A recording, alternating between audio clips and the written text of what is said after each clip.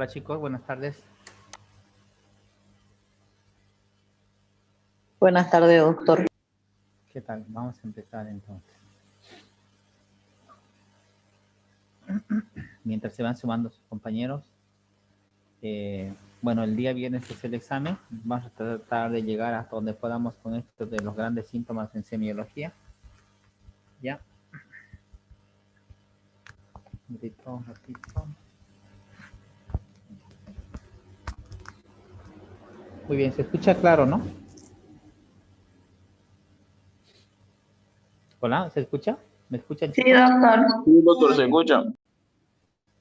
Ok, entonces vamos a continuar y vamos a hablar ahora sobre otro síntoma importante en lo que es semiología y gran cantidad, en realidad gran cantidad de pacientes van a veces a la consulta por esto, ¿no? Por cefalea. Cefalea es el dolor de cabeza como tal, pero es el término científico. Viene del latín que se pronuncia cefalea, que significa cabeza o dolor, bueno, cabeza, cefalea de cabeza, ¿ya? Se define como la molestia o dolor localizado en la bóveda craneana, incluyendo cara, parte superior de la nuca. Entonces eso es cefalea. Puede ser todo lo que es la cabeza, parte de cara y región de la nuca, cefalea. Es un síntoma muy común, la verdad yo creo que todos ustedes en algún momento de la vida han tenido algún tipo de dolor de cabeza o cefalea, ya unos más, unos menos, por lo cual se ha convertido en un motivo muy frecuente de consulta, tanto en las emergencias, en las consultas externas, y que puede deberse puede deberse a patologías graves, como a patologías muy leves en el caso de un síndrome gripal que no sea por COVID. Entonces, en cuanto a la semiología de la cefalea, es igual que Alicia Fredusa y Atiliev. Solamente para que ustedes sepan acá un pequeño resumen: carácter, intensidad, localización, duración, evolución del tiempo, trastornos que lo exacerban o lo alivian. Entonces, esto en cuanto a la revisión de la cefalea. Lo mismo, Atiliev o Alicia Fredusa. Entonces, le decía que la cefalea es un síntoma muy común. Ya se manifiesta como una sensación dolorosa de intensidad variable. A veces hay personas que toleran bien el dolor. No he podido decir que son masoquistas, pero toleran bien el dolor y a veces dicen, sí, me duele un poco, cuando realmente es un dolor intenso, ¿no? Ya, miren, como les decía, alguna vez cada uno de nosotros, incluyéndome yo, ha tenido en algún momento dolor de cabeza. Por XZ motivo, entonces es un síntoma muy común. Miren, en Estados Unidos el 25% de la población adulta presenta episodios recurrentes de cefalea severa y un 4% presenta cefalea diaria. Es más, en algunos de ustedes, incluyéndome yo, puede ser que algunos tengamos cefalea todos los días. Sobre todo la cefalea migrañosa, sobre todo se presenta en mujeres que todos los días viven con dolor de cabeza. Yo tengo algunos pacientes que tienen cefalea crónica. Ya, entonces es una de las causas más frecuentes de consulta al médico general, al neurólogo, al clínico, la cefalea. En cuanto a su fisiopatología, la percepción del dolor, es decir, se llama esto la nocicepción, ya viene a ser una respuesta fisiológica, ya mediada en este caso por el sistema nervioso, frente a un estímulo, ya que viene a ser generalmente periférico. ¿Eso qué quiere decir? Que nosotros tenemos terminales nerviosas en nuestras manos, puede ser a nivel del plexo solar en el caso del abdomen, y que estas reciben el estímulo doloroso y hay una despolarización que llega justamente a la parte anterior del asta y va a ir y va a terminar justamente a nivel de la corteza cerebral provocando el dolor. El dolor se origina también cuando las vías que lo producen, que se producen en el sistema nervioso periférico central, resultan bien dañadas. ¿Qué quiere decir esto? Quiere decir, si tenemos alguna lesión a nivel del sistema nervioso central o a nivel del sistema nervioso periférico, por ejemplo, un pinzamiento en la salida del nervio intercostal, porque el paciente tiene una lesión en la columna, entonces va a tener un dolor crónico, pero en este caso a nivel del nervio periférico. Y si es central, va a tener un tumor, va a tener algún tipo de meningitis o algún tipo de lesión a nivel del sistema, a nivel del cráneo mismo, del encéfalo. Entonces, ¿cuáles son las alteraciones que se pueden dar y que pueden provocar dolor? La distensión, por ejemplo. Cuando uno sale al sol, provoca una dilatación, y cuando uno no está frente al frío, provoca una vasoconstricción de la arteria. Y esto puede provocar dolor, dilatación, sobre todo de las grandes venas intracraneales. La compresión o tracción, si hay una masa ocupante de espacio, un LOI, una lesión ocupante de espacio en el cerebro, va a provocar dolor. La tracción o desplazamiento de estructuras intracraneales. Cuando vos te golpeas la cabeza, cuando sufres un TEC, las estructuras intracraneales se van a movilizar dentro de la calota craneal y esto puede provocar dolor. Muchas veces por eso vienen los pacientes. ¿Cuántos pacientes aquí, estudiantes de otras carreras, he recibido acá justamente porque han tenido TEC? Y Trinidad es uno de los lugares donde más TEC hay en Bolivia. ¿Por qué? Por la moto. Todo el mundo maneja moto. Entonces, ya has hecho un estudio donde se ha visto de que alta incidencia de TEC en relación a Bolivia en Trinidad. ¿Ya? El espasmo, la inflamación de los músculos craneales o cervicales, que puede darse por tensión tranquilamente o puede dar por una tortícolis. Ya cuando un paciente duerme mal y aparece contraído y tiene un dolor e inflamación de los músculos cervicales o craneales. O una irritación meningia por alguna infección a nivel del justamente del líquido cefalorraquídeo o a nivel de la irritación de la leptomeninge. O un aumento de la presión intracraneana. Los aumentos de presión intracraneana que se deben a X, Z motivo, por ejemplo, una de ellas puede ser, por ejemplo, en un traumatismo cráneoencefálico, en una meningitis bacteriana, puede darse, por ejemplo, en una insuficiencia renal, en una insuficiencia hepática, aumento de la PIC porque hay hay una disminución del sodio y esto va a hacer de que haya mayor captación de agua a nivel del cerebro, ¿ya? Entonces una PIC alta. En cuanto a las estructuras que se provocan, que pueden producir dolor en el cerebro o en la cabeza, son el cuero cabelludo, las arterias meningia media, ya los senos durales, la hoz del cerebro y los segmentos proximales a las grandes arterias viales. En este caso, por ejemplo, está todo lo que es el seno venoso, ¿ya? También las arterias, todo lo que son las arterias, en este caso, de la meningia media o de la arteria carótida interna, todo lo que son las derivaciones van a provocar dolor porque estas tienen cierto grado de inervación. Ya, y aquí tengo el desglose extenso de las estructuras que presentan dolor en lo que es la cabeza, cara y cuello. ¿Cuáles son? La arteria carótida externa, incluyendo en este caso lo que son las carótidas internas, el tejido subcutáneo, el periósteo en el cráneo, los músculos del cuello, la piel, los nervios cutáneos, las raíces nerviosas, los nervios cervicales en la parte superior, ya mucosa y senos paranasales, etmoidal, frontal, esfenoidal, maxilar, los dientes, ya. Y estas son las estructuras que sienten dolor. De los pares craneales, por ejemplo, el 5, el 7, el 9 y el 10. Esto, por ejemplo, inervan lo que es todo lo que es cara y la parte externa de la cabeza. Y por la arteria meningia media, que es rama de la carótida, entonces ingresan justamente a lo que es el encéfalo mismo. Pero estas son las estructuras que se provoca dolor en lo que es cara, cabeza y cuello. Y aquí vemos un poco más desglosado esto que les he mencionado, el cuero cabelludo, los grandes vasos intracraneales de la dura madre, las terminales periféricas, en este caso el trigémino, es el nervio sensitivo más grande y más grueso que hay en la cara. Todo lo que vemos aquí tiene que ver algo con el nervio trigémino. ¿Ya? Entonces el trigémino tiene 3 ramas, ustedes saben que tiene, por ejemplo, la oftálmica, la maxilar superior y la maxilar inferior. Todas estas llevan ramos sensitivos, ¿ya? Y estas justamente, pues, se forman como una especie aferente del dolor, ¿ya? Ahora, en cuanto a las lesiones, por ejemplo, de fosa posterior, vemos, por ejemplo, justamente las raíces de la cervical 2 y la cervical 3, que pueden precipitar o pueden provocar dolor a nivel occipital y suboccipital, ¿ya? En esta parte de acá. Y las lesiones supratentoriales, en este caso que están por encima del cuarto ventrículo o en este caso los ventrículos laterales, ya también pueden provocarse dolor. El dolor referido en la región frontal inervada, por ejemplo, por la rama del trigémino. Hay una rama que es la rama más alta, que es la oftálmica, que en parte ingresa. Esta puede provocar dolor a nivel de la región frontal, ¿ya? Las lesiones supratentoriales. Y aquí vemos el desglose del nervio justamente trigémino, que aquí vemos, por ejemplo, el ganglio de Gasser, donde de este, por ejemplo, se va a dividir justamente en 3, la oftálmica, la maxilar superior y la maxilar inferior, irrigando y provocando justamente todo lo que es el dolor en cara. Y aquí vemos, por ejemplo, cuando hay compromiso de la rama oftálmica, de la rama maxilar superior o de la rama maxilar inferior. Y aquí vemos, por ejemplo, que tenemos un núcleo sensitivo, ya que es de presión fina y de presión, perdón, y de tacto fino. Ya, esto es en realidad el núcleo del trigémino espinal. Con que sepan ustedes que el trigémino tiene una rama bien poderosa que es sensitiva y con estos tres que les estoy mencionando es suficiente.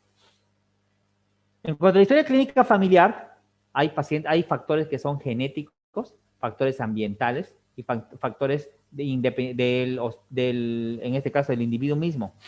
Ya el factor genético mucho tiene que ver la herencia. Por ejemplo, en la migraña, con o sin aura, en el más frecuente en las mujeres, por ejemplo. En cuanto a la edad de inicio, las cefaleas primarias generalmente vienen esto cuando el paciente tiene menos de 50 años. Y las cefaleas secundarias, cuanto más años el paciente, más tendencia a tener cuadros secundarios, es decir, por ejemplo, un tumor, que sería secundario. Ya, en cambio, las primarias, por ejemplo, las cefaleas primarias vienen a ser en el tema, por ejemplo, de una cefalea tensional o una cefalea de tipo migrañosa o en racimos. La localización es fundamental, que te ayuda un poco, digamos, a dilucidar cuál es el origen. Y aquí tengo, por ejemplo, estas imágenes que vamos a ver. Esta, por ejemplo, donde el dolor viene a estar en la región occipital, ya cervical, parte de lo que es la parte parietal, esta se debe a una cefalea de tipo tensional. Ustedes agarran el cuello, lo doblan, agarran los músculos y estoy seguro que en este paciente va a haber una contracción o una rigidez muscular. Esto se debe, por ejemplo, cuando la paciente está estresada, está tensa, está con un impacto emocional o está preocupada por su examen que va a ser el día viernes, entonces se contrae esto. ¿Ya? En cambio, la cefalea migrañosa, que es un poco más frecuente, le decía, en las mujeres, entonces el dolor generalmente se inicia a nivel de un ojo, que es periorbicular. Inicia un dolor así como una punzada en el ojo y luego se va a región temporal y parietal de un hemicráneo. ¿Ya? Y luego si no se le atiende puede hacerse generalizado. Pero este es el inicio.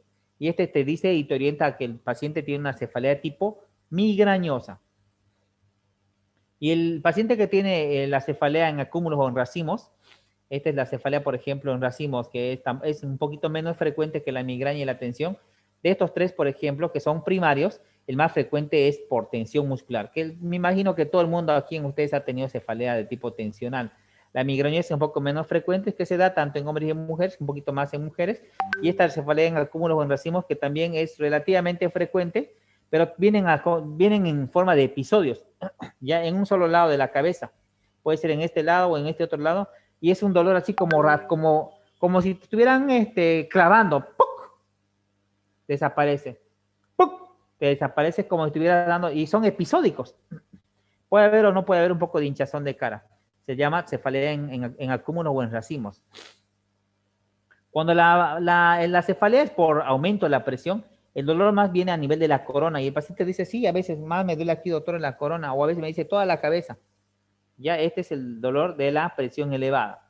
En cambio, en el paciente que tiene, por ejemplo, glaucoma o itis o tiene una afección del globo ocular, te va a decir que justamente le duelen más los globos oculares, me dieron los dos, doctor. Ya entonces, o después de haber hecho algún esfuerzo con la vista. En cambio, si el paciente tiene problemas en los senos paranasales que te puede hacer a veces confundir con otro tipo de cefaleas, le hace la técnica, por ejemplo, en el examen físico y comprimís el tema del maxilar superior o en el tema del maxilar del seno frontal, lo comprimís y el paciente tiene dolor. Entonces, generalmente este tipo de dolor es agudo y se empeora en el clima frío. Y otra técnica que hace, vos le decía, a ver, al paciente, a ver, señora, trate de agacharse con la cabeza hacia adelante y el dolor aumenta en ese sentido porque el líquido baja y topa, digamos, las mucosas y estimula el dolor.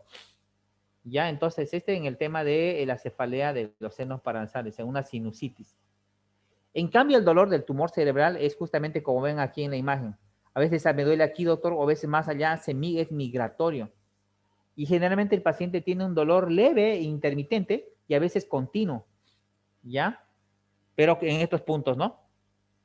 Así, en forma variada. En la infección cerebral o por absceso, generalmente el dolor es punzante, irritante, continuo, intenso, sordo, ¿ya? Entonces, generalmente este es el tipo de dolor del absceso cerebral. Y la inflamación de las meninges pues generalmente viene a ser un dolor de tipo irradiado, ya que generalmente tiene acompañantes con otros síntomas, por ejemplo, lo que es las náuseas, los vómitos, y muchas veces viene acompañado de fiebre. Entonces, estos casos te indican a una infección de las meninges. Ahora, vemos la intensidad. Habíamos dicho que para esto usamos lo que es la escala analógica, ¿no? Del dolor. O en este caso, si es muy niño el paciente y no conoce mucho número, le das por las caritas. En cuanto a las características, hablamos ya de varios tipos de características. Lo mismo se repite acá, el dolor, si es punzante, opresivo, doloroso, sordo y bla, bla, bla. Sobre todo esto para mencionarles que en la neuralgia trigémino, que es una patología frecuente donde hay una inflamación del gáser, por XZ motivo, el dolor viene a ser intenso. ¿Ya? Es un dolor intenso y a la vez medio que sordo, no desaparece fácilmente. Le das una medicación, le das otra y el dolor continúa.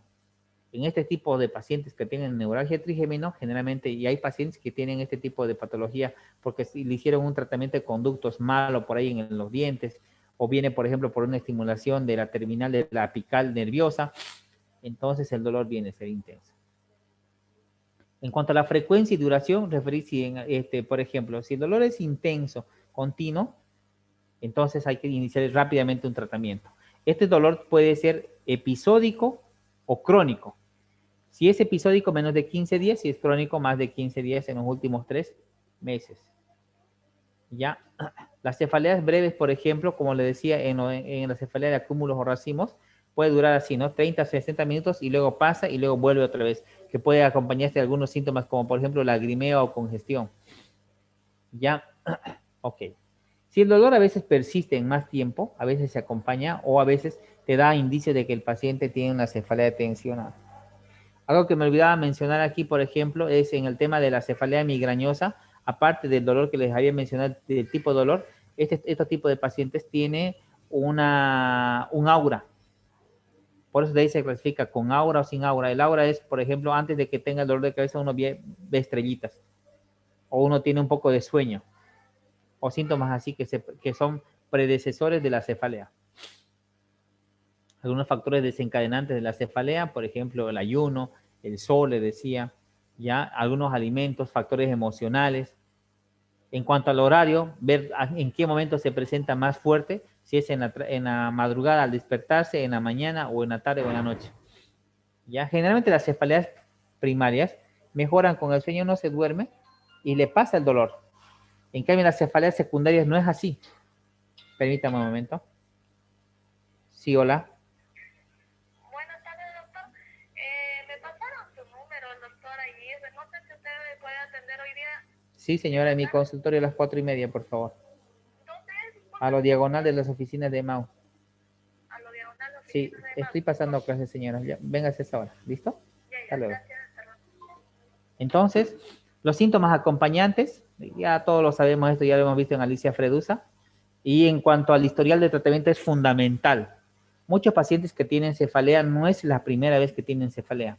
Lo que hay que hacer es investigar cuándo, cuántas veces, cuándo fue el último evento, con qué le pasó, si toma alguna medicación que puede haber originado. Entonces el historial es muy importante y eso se tiene que colocar en su examen físico, perdón, en la historia clínica de la enfermedad actual. En el caso del calendario, es frecuente que el paciente no recuerde el número de crisis de cefaleas que sufre en un mes. Y este es un parámetro para saber si es candidato o no a tratamiento preventivo. Y luego hacer la exploración craniofacial, ¿no? Dentro de la exploración craniofacial, lo más importante, esto para que ustedes sepan, vamos a entrar ya en cabeza, cara, cuello, pero es hacer los puntos de dolor a nivel de los senos paranasales, frontales, sobre todo para descartar, por ejemplo, sinusitis. Ya. Y aquí vemos, tenemos aquí un diagrama de flujo, donde ¿qué se hace con la cefalea? Se le hace una buena historia clínica, una buena anamnesis y se ve si tiene signos de alarma, que lo vamos a ver ahorita los signos de alarma. Si el paciente tiene signos de alarma, se sigue investigando y se excluye una causa secundaria. En este caso se le va a pedir una tomografía y algunos exámenes complementarios. De ahí se ve, dependiente si sale negativo o positivo, de ahí pasa, digamos, a reconsiderar el diagnóstico si el paciente, digamos, tiene un signo de alarma, pero la tomografía negativa, entonces se trata como cefalea primaria. ¿Ya? Y esto vienen a ser Más o menos evitar, por ejemplo, los detonadores, cambios en el estilo de vida, llevar un calendario, iniciar un tratamiento que sea abortivo de la cefalea y eficaz.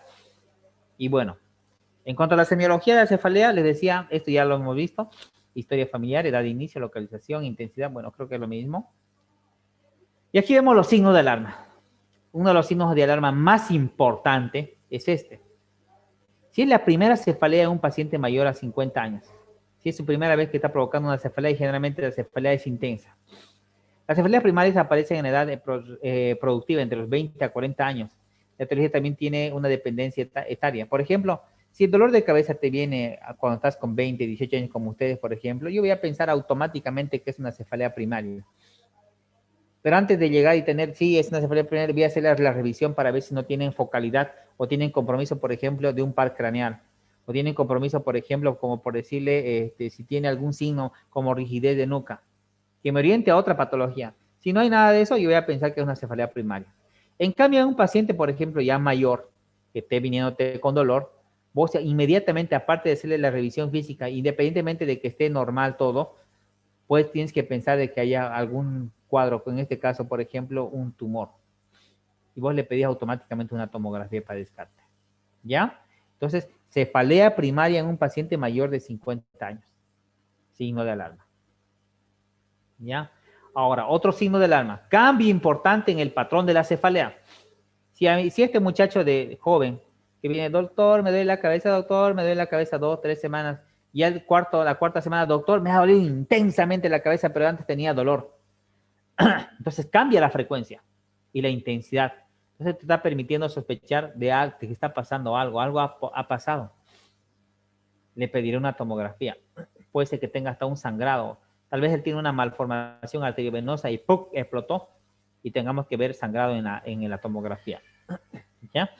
Entonces, justamente para evitar eso, nosotros tenemos que ver este tipo de síntomas que se asocian, por ejemplo, a los cambios del patrón de la cefalea. Alteraciones cognitivas, cambios en la personalidad, si hay papiledema o no, por ejemplo, esto con la revisión del ojo, ¿ya? Si hay diplopía, si hay déficit motor del tercer, del cuarto par, por ejemplo, si hay vómitos persistentes, si hay rigidez de nuca o si hay convulsiones, ¿ya? Entonces, aquí te dice, por ejemplo, lo mismo, sobre todo ver si hay vómitos, si hay fiebre, o si hay anormalidades o focalidad en el examen neurológico. Entonces, esto es importante. Cambios importantes en el patrón de la cefalea. Bueno, y acá les he desglosado un poco más detallado lo que son los signos de alarma. Cefalea que inicia después de los 50 años, ya esto, por ejemplo, te va a pensar, bueno, los diagnósticos diferentes que te da a pensar, artritis gigante, una lesión estructural, les decía, para ver si no tiene un tumor. Y para esto, lógicamente, neuroimagen. La cefalea de inicio súbito, igual, les decía. ¿Qué vas a pensar en una cefalea intensa de inicio súbito? Es como si tuviera el dolor más intenso. Entonces vos pensás, por ejemplo, una hemorragia subaracnoidea. Por ejemplo, si pensás en un sangrado, en una malformación arteriovenosa, ¿cómo le vas a descartar? Con una neuroimagen o una punción lumbar. Y lo que le decía anteriormente, aumento del patrón de la cefalea. Estos tres son los más principales y los más frecuentes para pedir una neuroimagen. Cefalea de los 50, cefalea de inicio súbito o aumento del patrón de la cefalea. Entonces, en el aumento del patrón de la cefalea puedes sospechar de una lesión estructural, de un hematoma, por ejemplo, subdural. En el caso de un paciente con TEC, automáticamente le vas a pedir una tomografía. O un estudio toxicológico, dependiendo en qué condiciones haya tenido este paciente, digamos, la cefalea. Ahora, tenemos, perdón, un ratito, chicos. Ya, sigamos. Se mira, ¿no? ¿Miran lo que estoy presentando? Sí, Muy bien. doctor, se ve, se mira. Ya, ok. Entonces le decía, cefalea de reciente inicio en pacientes con VIH o cáncer. Esto, por ejemplo, ya en pacientes que tienen un diagnóstico ya determinado. Por ejemplo, si tenés el paciente con el VIH y tiene dolor, aunque sea mínimo el paciente, tienes que pedirle una tomografía, una neuroimagen o en el caso contrario, una punción lumbar. Y esto tenemos ahorita en el hospital. Tenemos un paciente, y esto es todos los días, chicos. Pacientes lamentablemente el VIH ha aumentado en Trinidad. Y esto se debe a veces a la imprudencia de los jóvenes. Lamentablemente ustedes ya como estudiantes de medicina tienen que saber y tienen que saber discernir cuándo y cómo, digamos, son los factores para poder, digamos, enfermarse. Hay bastantes pacientes con VIH. Entonces, la meningitis en un paciente con VIH, una cefalea mínima, te da una indicación de tomografía y te hace pensar en una cefalea secundaria. Es un signo de alarma. ¿Ya? Enfermedad sistémica o cefalea. Si el paciente tiene una cefalea y encima tiene una enfermedad sistémica, puede ser, por ejemplo, fiebre, rigidez de nuca, erupción cutánea, te está diciendo que el paciente tiene un cuadro generalizado y hay que atenderlo. Este es un signo de alarma. ¿Y en qué te puede pensar? Por ejemplo, en un dengue que haya sangrado de la cabeza, una meningitis, una enfermedad de Lyme. Entonces, esto igual, neuroimagen, es decir, tomografía y punción lumbar. Síntomas neurológicos o focales, signos neurológicos focales o signos de enfermedad. Sencillamente, ustedes están haciendo su revisión neurológica, que después vamos a hablar cómo se hace la revisión. Y en la revisión vos te das cuenta, por ejemplo, de que el ojo, a ver, siga mi ojo, señora, para un lado, para el otro lado, mire hacia arriba y el ojo no te sigue. Ah, ese paciente está con una afección del cuarto par, o del motor ocular común, o del motor ocular externo. Entonces ya tiene una afección, ya tiene focalización. O el paciente, por ejemplo, está con rigidez de nuca, o el paciente está somnoliento. Vos pensás en una lesión estructural y automáticamente le pedís una neuroimagen, tomografía o resonancia. O si el paciente tiene papiledema, si hay una lesión estructural, ya pensás automáticamente en un pseudotumor, por ejemplo, o en este caso, por ejemplo, un edema cerebral. Ahora, hay 3 signos fuertemente sensibles que te hacen pensar en cefalea secundaria. ¿Cuáles son? Parálisis, papiledema y confusión. Pregunta de examen. 3 signos que te hacen pensar en cefalea secundaria. Parálisis, papiledema y confusión. ¿Listo? Ahora, hay una clasificación internacional. En realidad hay un comité que es el comité de la ILAE, por ejemplo, y el comité la Sociedad Internacional de las Cefaleas, que esto ya está desde 1988, mire, ya tenía una clasificación, que esta que les voy a mostrar, por ejemplo, es una clasificación simplificada de la clasificación de las cefaleas, según la IHS. Ahora, tenemos, por ejemplo, acá como número 1 y dentro de los más frecuentes, la cefalea migrañosa.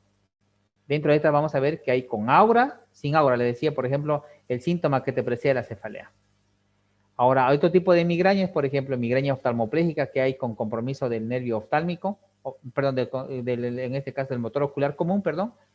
Una migraña retiniana, complicaciones de la migraña y síntomas migrañosos. Tenemos de la cefalea tensional, por ejemplo, la episódica, la crónica y la mixta, se podría decir. Después viene la cefalea en racimos, o migraña, que es la que te dice que te punza un rato y luego te pasa, y luego te vuelve a punzar y te pasa. Entonces, cefalea en racimos, ya que generalmente viene a estar una hemicara comprometida. Entonces, de estas, por ejemplo, que son las cefaleas primarias más frecuentes, de las cuales la más frecuente y se ha visto, por ejemplo, en jóvenes y en adultos, justamente es la cefalea tensional. Seguidamente la migraña y la cefalea en racimos. Estas se llevan casi el 70-80% de las cefaleas en realidad, o los motivos de consulta por dolor de cabeza en la consulta externa. Ahora tenemos otro tipo de cefaleas, por ejemplo, estas cefaleas no asociadas a lesiones estructurales. Cefalea asociada con un trauma de cráneo, cefalea a trastornos vasculares, por ejemplo, una malformación arteriovenosa, un TEC aquí en este caso. Cefalea con trastornos intracraneales no vasculares, en este caso cuando no hay compromiso vascular. No asociada a infección, asociada a desequilibrios metabólicos. Muchas veces la cefalea se debe, por ejemplo, a un disturbio hidrolítico de tipo hiponatremia, o hipercalemia, o hipocalemia. Entonces, tiene su diagnóstico acá. Las neuralgias craneales, cefaleas no clasificadas. De esto lo que me quiero que sepan es justamente esta clasificación de los 3 más frecuentes.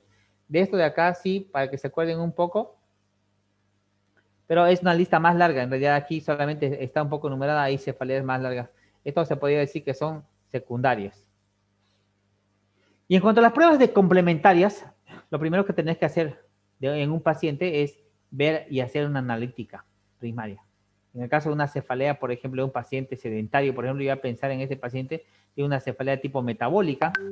Yo puedo pensar que esté su colesterol alto, sus triglicéridos altos o su ácido úrico, ¿ya? O que tal vez el paciente tenga una diabetes o hipertensión encima más. Entonces le hago una analítica básica para descartar si es secundario o no es secundario. Si el paciente continúa con cefalea y no podéis encontrar nada en los laboratorios, y qué sé yo, si el paciente tiene fiebre, le pedís un estudio, una punción lumbar. Pero antes de pedirle la punción lumbar a todo paciente que le vas a pedir la punción lumbar, actualmente está indicada la tomografía. Esto para ver, por ejemplo, que no se enclave tu paciente durante el procedimiento. Otros estudios de imagen, por ejemplo, está la resonancia, la angiografía, la radiografía de cráneo, que ya muy poco se usa, pero sí se usa la radiografía de columna cervical, por ejemplo. Esto en el tema, por ejemplo, de si hay rectificación de columna o si hay grados de artrosis de columna cervical. Y aquí ven, por ejemplo, la técnica de la punción lumbar que le decía, que se hace medio que frecuente hacerlo siempre y cuando tenga una tomografía que te esté confirmando de que no tenga una hidrocefalia no obstructiva. Con esto vamos a terminar cefaleas. Tenemos 3 minutos, un poquito más vamos a avanzar. Y vamos a definir lo que es la astenia. Astenia es la falta o pérdida de fuerza y energía. Se puede decir también que es sinónimo de debilidad. Generalmente la astenia tiene mayor índice, por ejemplo, en mujeres que en hombres, sobre todo entre los 20 y 50 años. Se dice también cansancio, desgano, debilidad, decaimiento y fatiga. ¿Cuántos de ustedes ahorita seguro que están echados en su cama? Entonces están con desgano o están con astenia, tal vez porque no almorzaron bien. Entonces viene del griego a, que significa no, y esteno es vigor, no vigor, astenia. Ahora, la astenia se clasifica en astenia psíquica y orgánica. La astenia psíquica, por ejemplo, predomina en la mañana, variable en el tiempo, no mejora, incluso se agrava con el reposo. Se asocia a trastornos del sueño, de origen psiquiátrico. Generalmente esto se debe al estrés físico, a la tensión, a la depresión. Y la orgánica, generalmente máxima por la tarde, fija con fluctuaciones, se agrava con la actividad. Entonces, generalmente cuando estás activo se te puede doler más la cabeza y mejora con el sueño. ¿Ya? Entonces, no se olviden que, chicos, astenia no es igual a pérdida muscular. No es igual. ¿Ya? Ahora, puede ser episódica, es decir, recurrente, o bien persistente. Y para esto hay que tener en cuenta pequeños términos, ¿no? Como es el tipo, el tiempo, la intensidad de esto para acompañar en el examen físico y preguntar el tipo de astenia, el tiempo, la intensidad, el reposo, si hay un síntoma acompañante o no. En cuanto a las manifestaciones clínicas, en el paciente que ya está asténico, por ejemplo, aquí imagínense una persona que está trabajando, una estudiante de medicina, que se ha cansado de estudiar, tiene síntomas intelectuales, pérdida de memoria, menor atención, menor concentración, disminuye la actitud vigilante. Esto porque has estudiado mucho y tal vez tiene examen el día viernes. En cuanto a las manifestaciones sexuales, pérdida del deseo y hay disfunción eréctil. En cuanto a las manifestaciones clínicas, físicas, perdón, la falta de energía, la fatiga muscular y la disminución de la vitalidad. Tenemos menos de un minuto. Con esto vamos a terminar. Ahora hay una neuroastenia, que es la debilidad nerviosa. Astenia psíquica por conflictos emocionales. Como ven aquí, por ejemplo, tenemos un paciente que tiene miastenia gravis. Con esto que es pura imagen, chicos, vamos a terminar aquí, que tenemos menos de 30 segundos, y decirles que vamos a dar, desde la última diapositiva que dimos el examen, que no recuerdo cuál ha sido la última diapositiva que dimos en lo que es historia clínica, vamos a dar hasta esta diapositiva. Oximetría, doctor.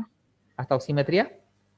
Ya, de oximetría entonces hasta esta diapositiva vamos a dar examen. Ya el día viernes, 3:30. ¿Listo? Con su carnet. Doctor, ¿Sí? Doctor, buenas tardes.